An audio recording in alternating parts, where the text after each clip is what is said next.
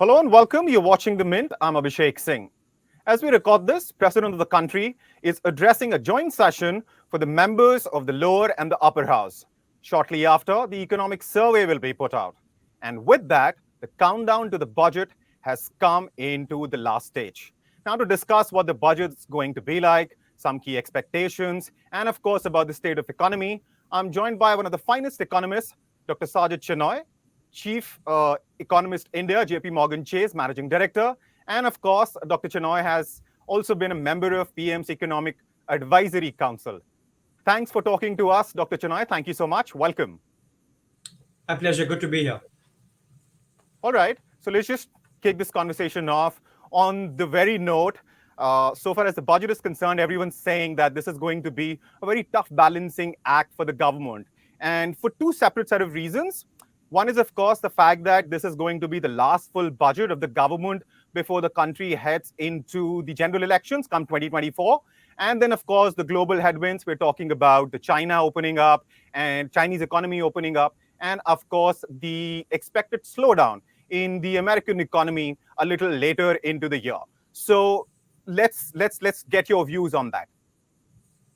Thanks. I think you laid out the cross currents very well. Well, I think this will have to be a delicate balancing act because of all the global cross currents in particular, and the need to balance both growth with macroeconomic stability in India.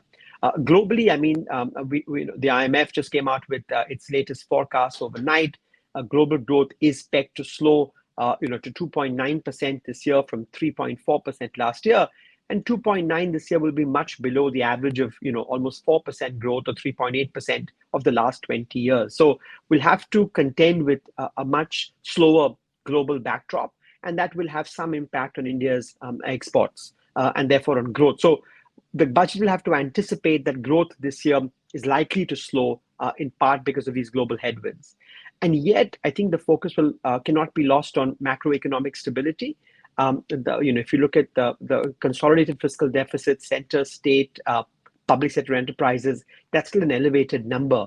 And so we'll have to keep chipping away at bringing that fiscal deficit down so that, you create space for the private sector to invest, so that residual imbalances like the current account deficit, which has come off, but is still sticky around 3% of GDP, can go lower.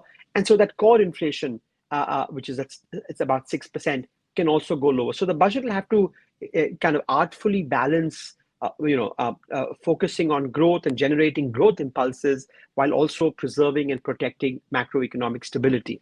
Now, I think there is a way to do that, and the government simply needs to follow the template of the last 2 or 3 years. And there's a similar template that's been generated.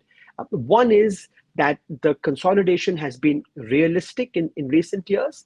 And so we'd expect about 0.5% of GDP reduction in the central government's fiscal deficit. Now, the good news is that in a way, much of this consolidation has already been achieved, in my view, because back in December, the government narrowed and tapered and more targeted food subsidies. And so we think next year, the food subsidy bill and the fertilizer subsidy bill will be about 0.6% of GDP lower than this year. And that alone allows you to then reduce your deficit by 0.5% of GDP.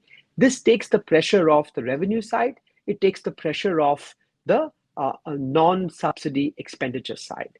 And so the government, like in previous years, can be realistic and conservative on tax revenues, and it can still maintain capital expenditure, revenue expenditure. So I think there is a relatively straightforward path to achieving this balance between growth and macro stability.